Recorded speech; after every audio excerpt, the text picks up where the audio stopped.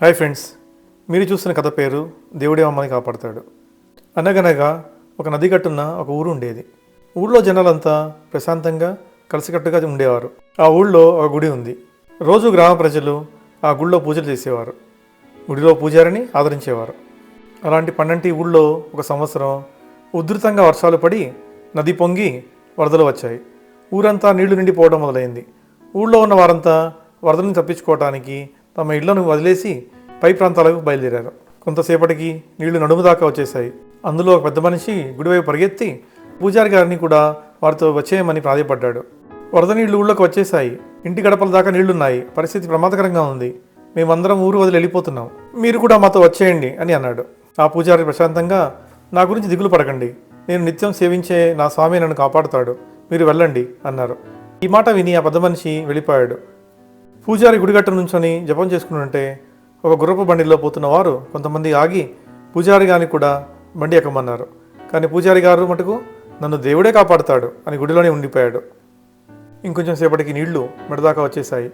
పడవలో ప్రయాణం చేస్తున్న కొందరు చూసి వారితో వచ్చేయమని పూజారి గారిని బతిమాడుకున్నారు. మీరు ఇంకా ఇక్కడే ఉన్నారా? ఇక్కడ ఉండడం చాలా ప్రమాదం. నీళ్లు చాలా వేగంగా వచ్చేస్తున్నాయి, మీరు మాతో రండి అని అన్నారు. కానీ వారితో కూడా పూజారి గారు, మీరు వెళ్ళండి, నన్ను దేవుడే కాపాడుతాడు అని అన్నారు. చలితో వణుకుతూ ఆ పూజారి ముక్కు దాకా నీళ్లు వచ్చేసరికి ఇంకా కంగారు పడ్డాడు. అతి త్వరలో గుడి మొత్తం నీళ్లు నిండిపోయాయి. పూజారి గారు దేవుడి ధ్యానం చేసుకుంటూనే గుడి గోపురం ఎక్కి కూర్చున్నారు. ఇంకా పూజారిలో కంగారు మొదలైంది. ఎప్పటికీ వానాగటం లేదు, చలిగా ఉంది, నీళ్ళ ప్రవాహం ఎక్కడ ఆగేలా కనిపించడం లేదు. దేవుడా, నేను నీకు ఏమి తక్కువ చేశాను? రోజు శ్రద్ధగా పూజలు చేశాను, నిన్నే నమ్ముకున్నాను, అయినా నన్ను కాపాడడానికి రావేంటి అని దేవుడితో ఫిర్యాదు చేసుకోవడం మొదలుపెట్టాడు. అప్పుడు దేవుడు ప్రత్యక్షమయ్యి, మూర్ఖుడా, నీకు మనిషిని పంపించాను, బండిని పంపించాను, పడవను పంపించాను, నువ్వే రాకుండా ఇక్కడ తిష్ట వేశావు. నువ్వు నన్ను గుర్తుపట్టకపోతే అది నా తప్ప అని మందలించి మాయమైపోయారు. పూజారికి వెంటనే జ్ఞానోదయం అయింది. చేసిన పొరపాటును గ్రహించి క్షమాపణ కోరాడు. కొంతసేపటికి మరో పడవలో కొంతమంది కనిపించారు. పూజారి గారు, మీరు ఇంకా ఇక్కడే ఉన్నారని తెలిసింది, మాతో రండి, ఇక్కడ ఉండడం మంచిది కాదు అన్నారు. పూజారి గారు మరో మాట మాట్లాడకుండా పడవ ఎక్కి ప్రాణాలను కాపాడుకున్నారు.